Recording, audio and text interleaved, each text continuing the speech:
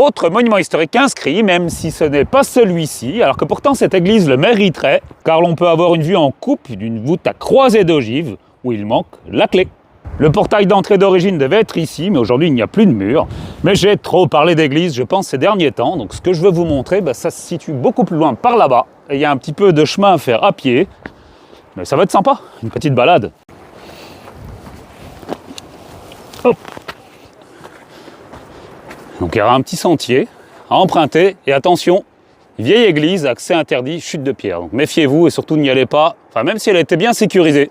Je vais devoir emprunter sur plusieurs centaines de mètres le sentier des douaniers qui longe la côte. Ce qui est vraiment bien aujourd'hui, c'est qu'on a un superbe panorama sur une plage de sable fin. Et aujourd'hui, donc je suis à Carteret. Et je sais qu'il y a un petit bout, mais on va continuer. Je sais pas ce que tu en penses, mais on se croirait un peu en Irlande. Et surtout là, il y a vraiment de la hauteur, j'en ai même le vertige. Et on a même une clôture en pierre assez particulière avec une porte ici et surtout un alignement assez particulier avec des pierres levées au sommet. Désormais, j'arrive vraiment dans la partie la plus sinueuse, ce qui n'est pas évident d'ailleurs, il faut que je fasse attention de ne pas chuter, waouh, avec mon matériel pour filmer, parce que là, ça commence à être vraiment étroit, oh là là. Ça mérite vraiment ce vestige militaire que je vais vous montrer dans quelques minutes, quelques instants. Est-ce qu'il est juste derrière là? Ben non, toujours pas. Je savais que c'était loin, mais pas à ce point. Et surtout, prenez des bons souliers.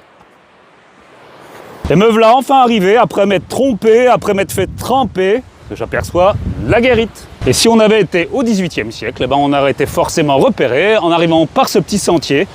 Et en fait, c'était un dispositif de défense pour protéger la côte contre les Anglais, et notamment le havre de Carteret et son mouillage. Et après avoir franchi le poste de garde, donc avec la guérite qu'on a aperçue tout à l'heure, on arrive sur une plateforme d'artillerie où l'on aperçoit encore les vestiges d'un muret qui a été arasé, et donc c'était pour tirer contre les navires anglais. Et ce type de structure, il y en avait plusieurs dizaines sur toute la côte du Cotentin. Et on va aller voir de plus près le logement du gardien. On voit que c'est un logement, ce qui est une souche de cheminée, juste là, à proximité. Et pas très loin derrière, il y a aussi celle de Saint-Germain-sur-Aie, la cabane Vauban aussi, qui est peut-être plus connue.